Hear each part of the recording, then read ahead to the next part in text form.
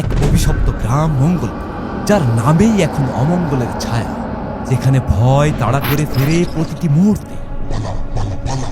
আমি তো তারা হাঁটতে পারবো না, পারলে তুমি কান্দে নাও। জানোয়ারের কথাটুক শুনেছো?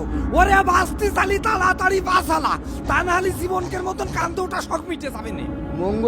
মঙ্গলপুর এখন অমঙ্গলে ভরে গেছে। কেন এই পলায়ন? কিসের আতঙ্ক?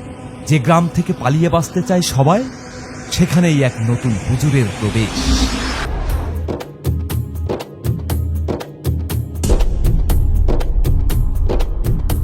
ভাই, এই মামসে যে মূর্তি হয়ে গেছে, এখন আমরা কি করব?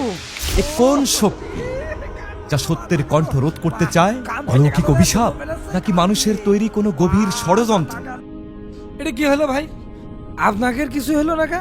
কেউ যদি চলে ডালে ডালে, তাহলে আমাদেরকে চলতে হবে পাতায় পাতা। বিশ্বাসের ডাকেও যখন সাড়া মেলে না, যখন অতীত তাড়া করে ফেরে বর্তমানকে, তখন সত্য উন্মোচনের দায়িত্ব কার?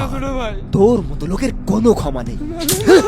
আর এই 24 ঘন্টার ভিতরে যদি আপনি আমাদের ওই ইমামের খোঁজ না দিতে পারেন, আর তার সাথে যদি ওই আব্দুল কনে আছে তা খুঁজে না দেন, তাহলে আপনাকে আমি এই মসজিদের ভিতরে তালাবন্দি করে দিয়ে আমরা এই গ্রাম ছেড়ে চলে যাব। যা দেখছেন তা কি সত্যি নাকি চোখের ভ্রম? পানির পাত্রে ভেসে উঠবে কোনো ভয়ঙ্কর অতীত? আমি কিভাবে এই মসজিদের সাবেক ইমামকে খুঁজে বের করবো আল্লাহ? আল্লাহ, অতীতে ঘটে যাওয়া ঘটনার রহস্য আমি কিভাবে বের করবো আল্লাহ? আসসালামু আলাইকুম। কে শিকার, কে শিকারী, কে সত্য বলছে আর কে মিথ্যার জালে আটকা? যখন মনে হবে সব রহস্যের সমাধান হয়েছে, আব্দুল ভাই গ্রামবাসীকে খবর দাও, ইমাম সাহেব গফুর চাচাকে মেরে ফেলেছে।